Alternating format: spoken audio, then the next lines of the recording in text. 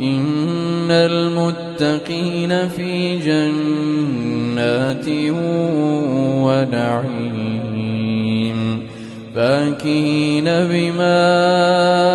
آتاهم ربهم ووقاهم ربهم عذاب الجحيم كلوا واشربوا هنيئا بما كنتم تعملون